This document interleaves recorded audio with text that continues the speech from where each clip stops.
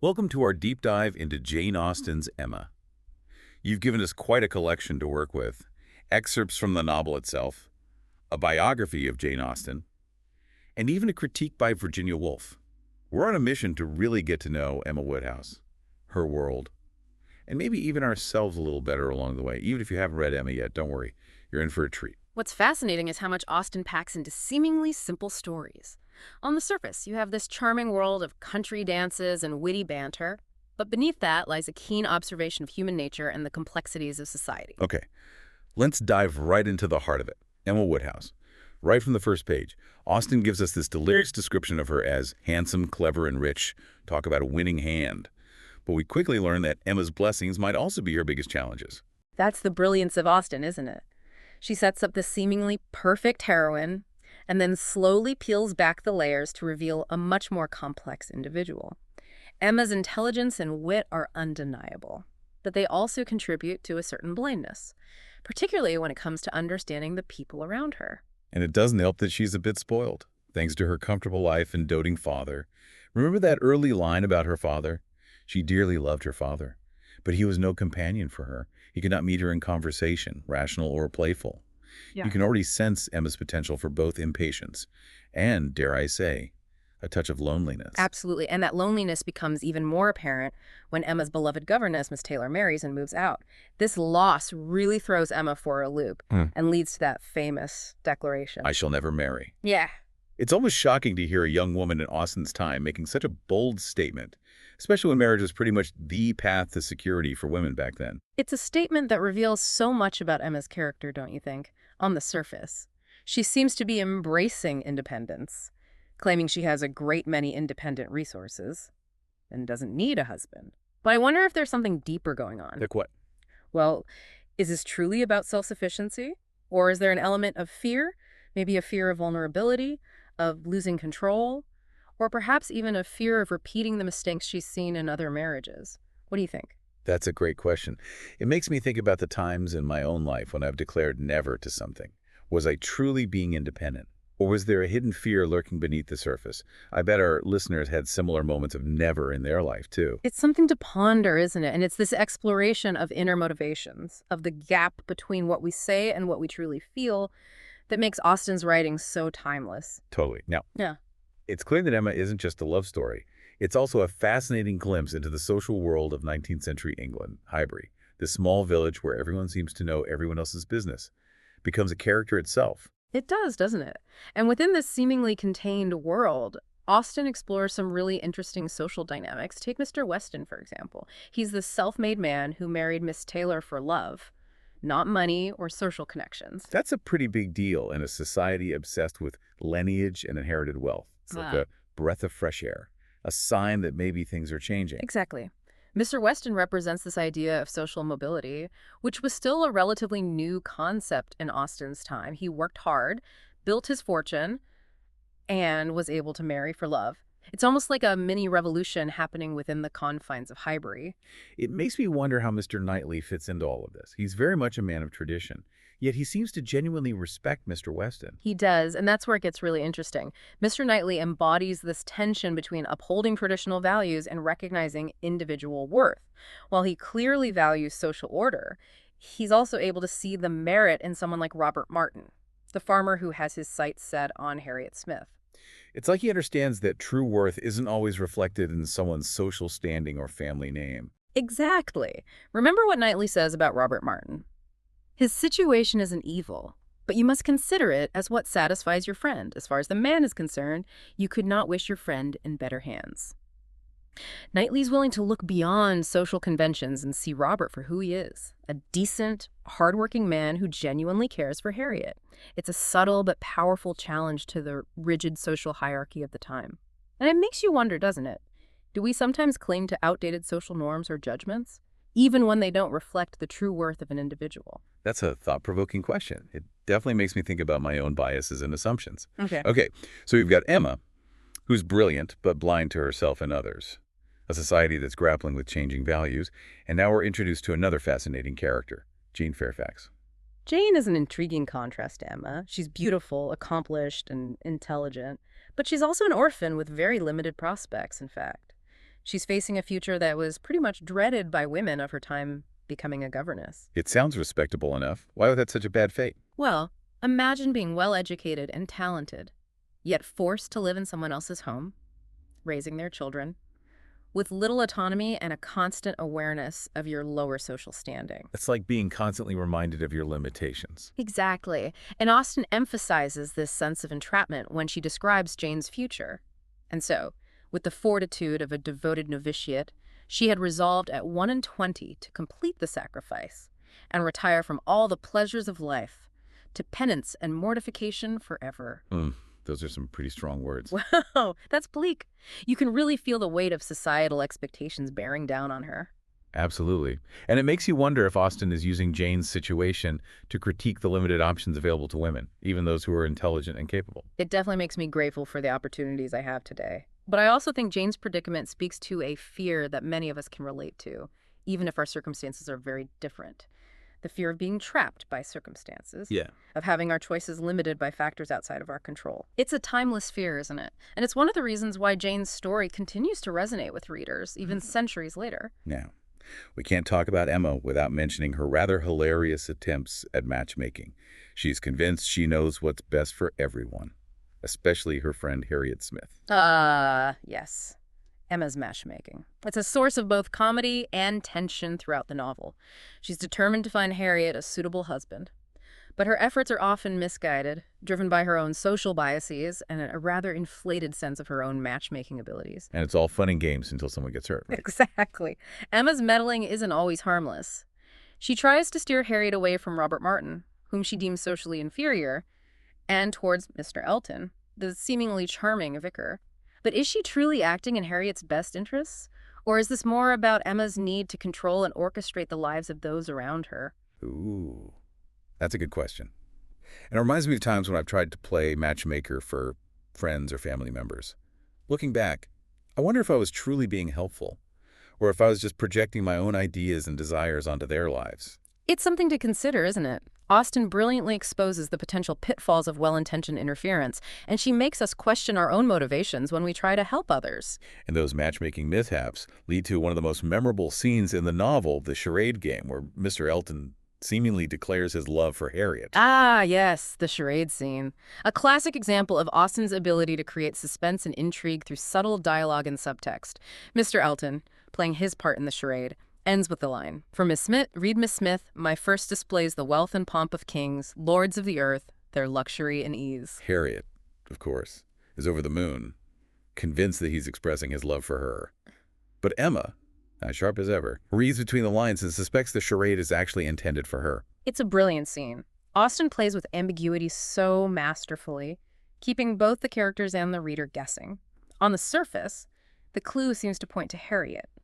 But if you look closer, you can see how it could also be interpreted as a declaration for Emma. It's like Austen is challenging us to become detectives, to analyze the language and the characters' motivations just as carefully as Emma is doing. What do you think, listener? Would you have caught the clue? It's a question that keeps you on the edge of your seat, wondering who's right and what will happen next.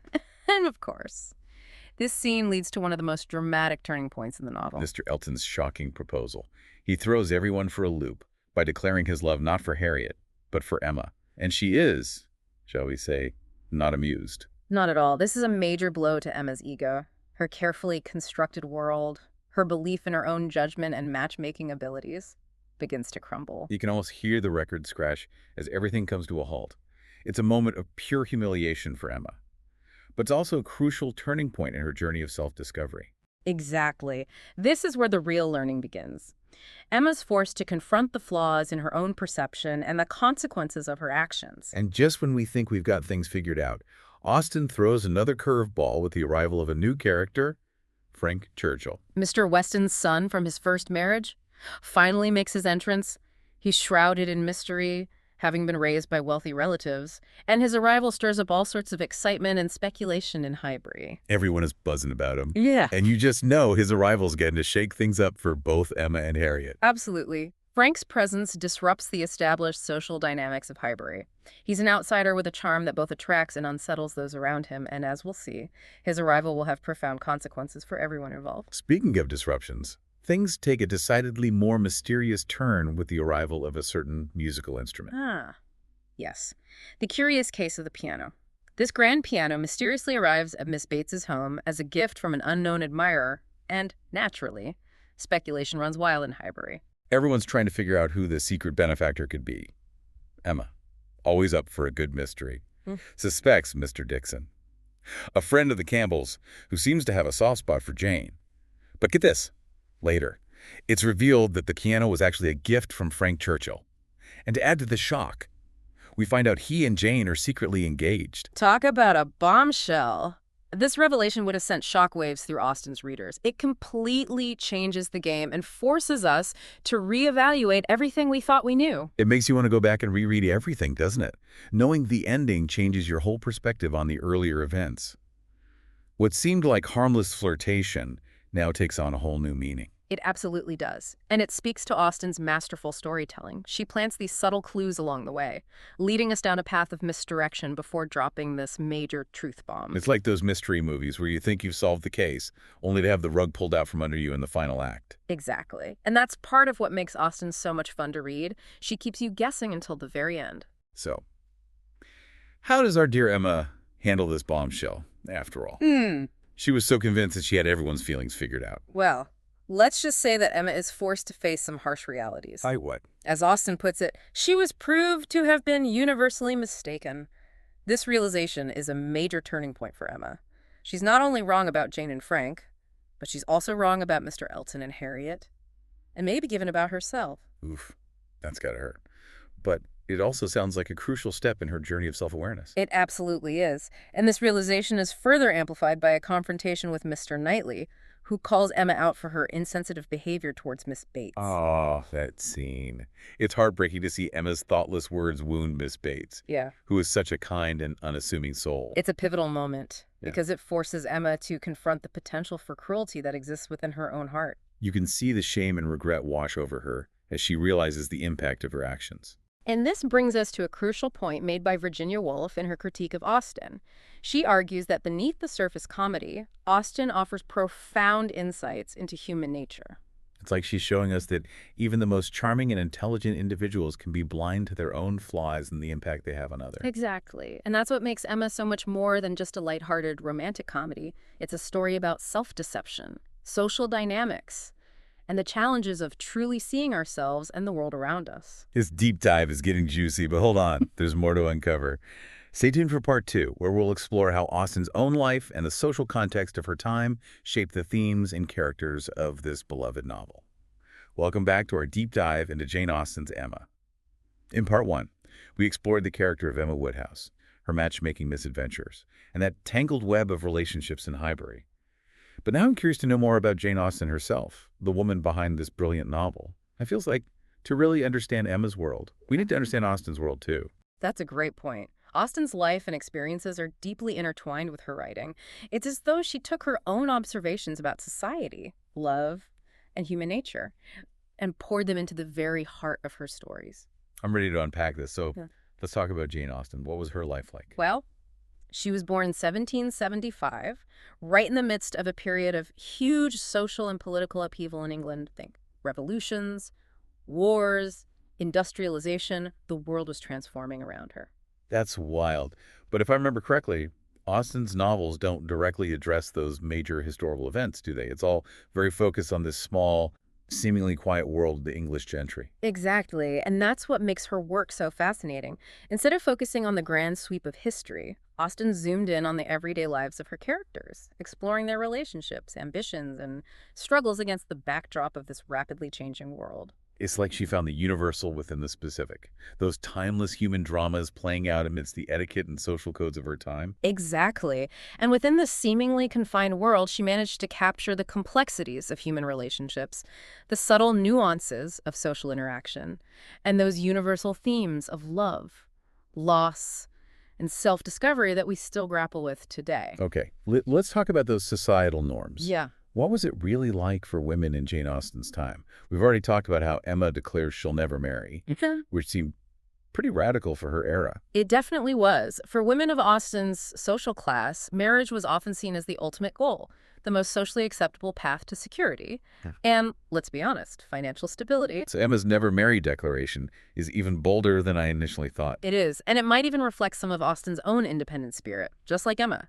Jane Austen never married, though she did receive at least one proposal. Wow. So she's living out her own values through her characters. I love that. But it must have been tough to go against societal expectations in such a significant way. Undoubtedly. Austen was acutely aware of the pressures and limitations placed upon women in her time. She understood the limited options available to them, and how those expectations could shape their destinies. It's like she's giving a voice to those unspoken desires and frustrations, the longing for something more than what society deemed acceptable. Precisely. And by having Emma voice that defiance, even if it's partially masking deeper fears, Austen sparks a conversation about women's agency and the right to choose their own path. It makes you wonder, doesn't it? How many other Emmas were out there, quietly yearning for something more? Okay, you mentioned that Austen came from a family that was part of the gentry. What exactly did that mean in terms of their social standing?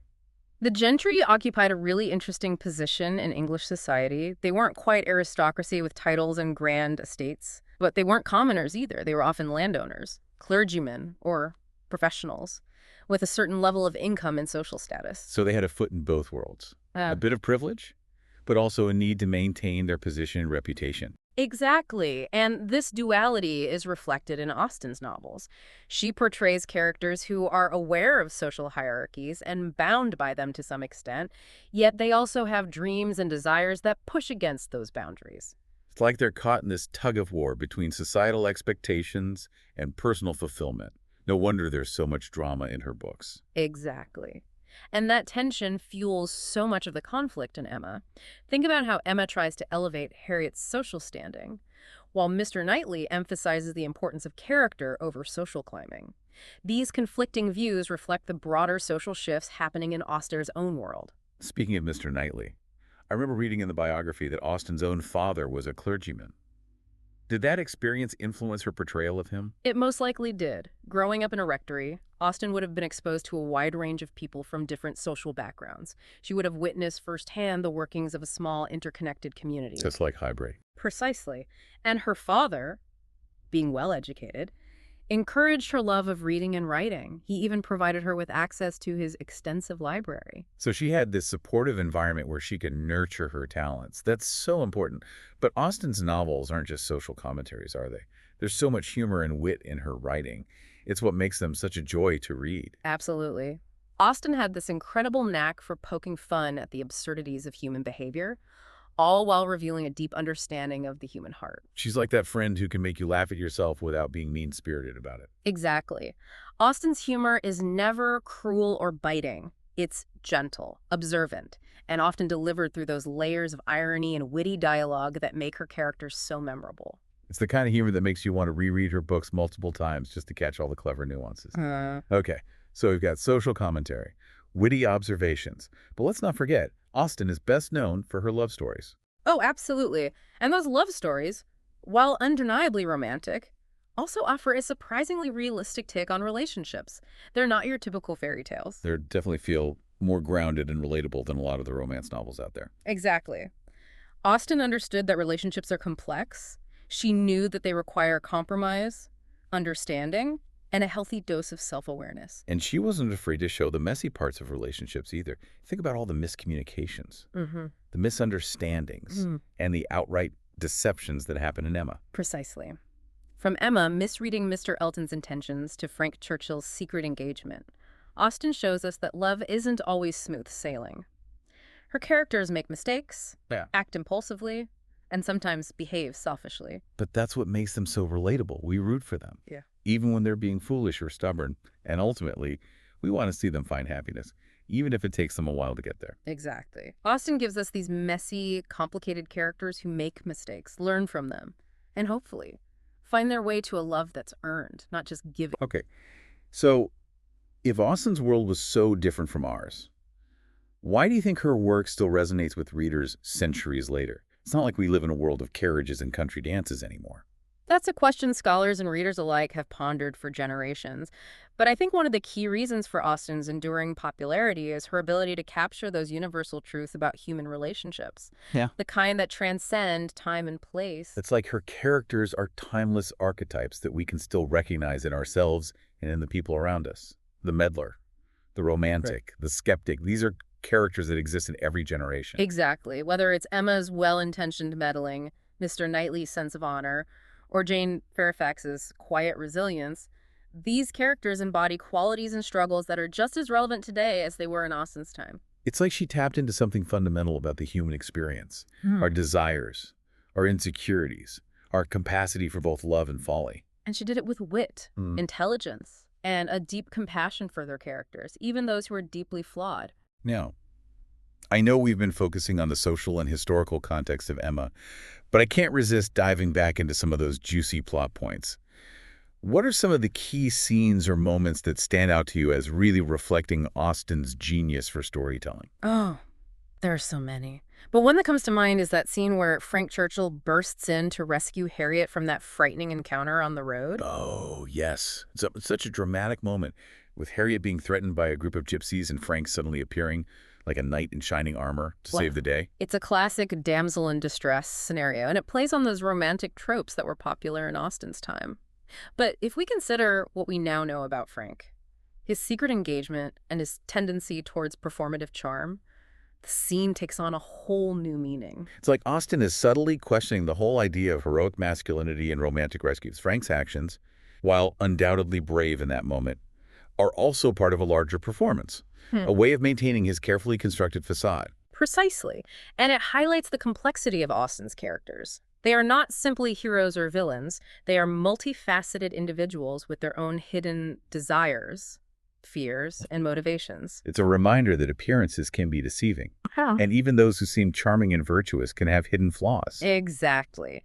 And those hidden flaws often drive the drama and tension in Austen's novels. She's not afraid to challenge our assumptions about her characters, forcing us to see them in a more nuanced light. Okay, so we've got complex characters, social commentary, romantic intrigue. Is there anything else that really stands out about Austen's writing style? Well, one thing that's particularly effective is her use of letters. In a time before instant communication, letters were the lifeblood of relationships, especially for those separated by distance or social conventions. It's fascinating to think that in Austen's world, something as simple as a letter could carry so much weight, so many potential for both joy and heartbreak. Absolutely. And Austen uses letters masterfully in her novels. They become a means of communication, revelation, and even misdirection. Think about Frank Churchill's letter explaining his secret engagement to Jane. It's a bombshell that completely changes the course of the novel. Exactly. And it's delivered through a letter, allowing us to experience the revelation alongside Emma and the other characters. We're privy to those private thoughts and feelings, those unguarded moments that wouldn't be revealed through dialogue alone. It's like Austen is inviting us to eavesdrop on these intimate exchanges, giving us a glimpse into the hearts and minds of her characters. Precisely. And those insights often challenge our perceptions and force us to reevaluate our judgments. It's one of the reasons why Austen's novels reward multiple readings. There's always something new to discover, some subtle detail or hidden meaning that reveals itself upon closer examination. This deep dive has really opened my eyes to those layers of meaning in Austen's work. Okay, as we wrap up part 2, I'm thinking about all the threads we've pulled together, Austen's own life, the social dynamics of her time, her masterful use of language, and those juicy plot twists that keep us on the edge of our seats. It's amazing how much she packed into these seemingly simple stories. But there's still more to explore. In part 3, we'll delve back into the heart of Emma, analyzing those key themes, pivotal scenes, and the way Austen uses language to create humor, suspense, and those profound insights into human nature that make her novels so enduring. So, don't go anywhere, listeners. We're just getting to the good stuff. Yeah. Welcome back to our deep dive into Emma. We've unpacked so much already. Emma's character, Austen's life, and the social world of Highbury. But now it's time to go even deeper. What are those key themes that make Emma not just a delightful story, but a work of genius that people are still talking about centuries later? That's the exciting part. When you really dig into Austen's work, you realize how much she's saying about human nature, society, and even our own capacity for self-deception. Ooh, That self-deception part really hits home. We've seen how Emma starts out so confident, convinced she has everyone figured out, but throughout the novel, she's constantly challenged to confront her own misperceptions. It's a classic coming-of-age story, isn't it? But instead of focusing on physical maturity, Austen is exploring Emma's emotional and intellectual growth. She has to shed those illusions about herself and the world around her before she can truly understand both. And that process of shedding illusions isn't always pretty. I'm thinking about that scene where Mr. Knightley calls her out for her behavior towards Miss Bates. It's tough to watch, but also so necessary for Emma's growth. That scene is a masterclass in how Austen balances social satire with genuine emotional depth. On the surface, you have this incredibly awkward moment with Emma being publicly chastised, but beneath that lies a powerful critique of privilege and a call for empathy. I felt so bad for Miss Bates.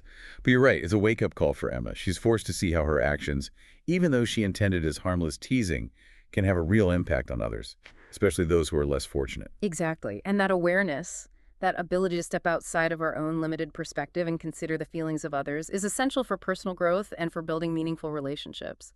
So, we've got self-knowledge and empathy as major themes.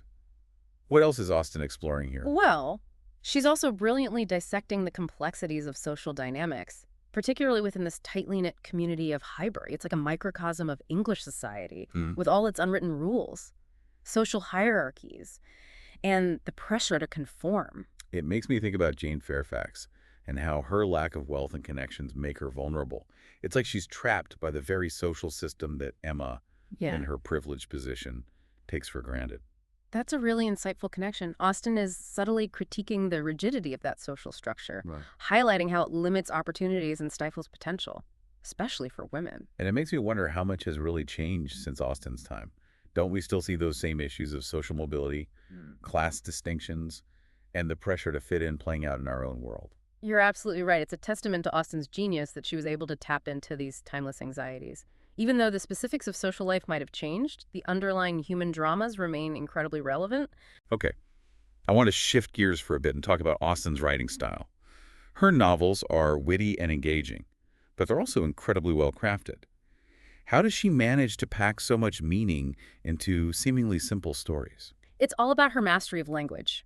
Austen was incredibly precise and deliberate in her word choices. She could convey complex ideas and subtle emotions with a grace and economy that's truly remarkable. I love how her dialogue just crackles with wit and subtext. It's like you can hear the characters' voices in your head, each with their own distinct personality and tone. Exactly. And Austen was a master of using dialogue to reveal character, advance the plot, and even drop those little hints of foreshadowing that keep us guessing. I'm also thinking about her use of free, indirect discourse. That technique where the narrator's voice blends with the thoughts and feelings of the characters. It's like we're getting direct access to their inner world. It's so effective. It creates this amazing sense of intimacy with the characters, making us complicit in their joys, anxieties, and even their misperceptions. It's like she's inviting us to become part of the story. Yeah. To experience it alongside her characters, rather than just observing from a distance. Okay, before we wrap up this deep dive, there's one final theme I want to touch on. The power of second chances. Yes.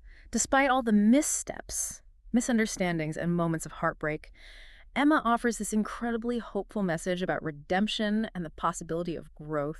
It's like Austen is saying that even those who make mistakes, even those who behave badly, can learn from their experiences and ultimately find happiness. Exactly. Think about Emma's transformation. She starts out as this self-assured, even arrogant young woman. But through a series of humbling experiences, she learns humility, empathy, and the true meaning of love. And even Frank Churchill, despite his deceptive behavior, is given a chance to explain himself and to demonstrate genuine remorse. Precisely. While acknowledging the consequences of her character's actions doesn't condemn them outright, she allows for the possibility of forgiveness, for growth, and for second chances. It's a really powerful message, especially in a world that often feels quick to judge and slow to forgive. And it's one of the reasons why Emma continues to resonate with readers centuries later. It reminds us that we are all flawed, that we all make mistakes, but that with self-awareness, compassion, and a willingness to learn, we can ultimately find our way to happiness and fulfillment. Wow. This has been an incredible deep dive. I feel like we've really untacked the heart of Emma and explored those timeless themes that make Austen such a brilliant and enduring writer. It's been a pleasure to dive into this with you, and I hope our listener has gained a new appreciation for the richness and complexity of Austen's work. Me too. Oh. To our listener, Yeah. we encourage you to keep exploring Austen's world. Maybe pick up another one of her novels, revisit Emma with fresh eyes, or just take a moment to appreciate those subtle human dramas that play out around us every day. Thanks for joining us on this literary adventure. Until next time, keep diving deep.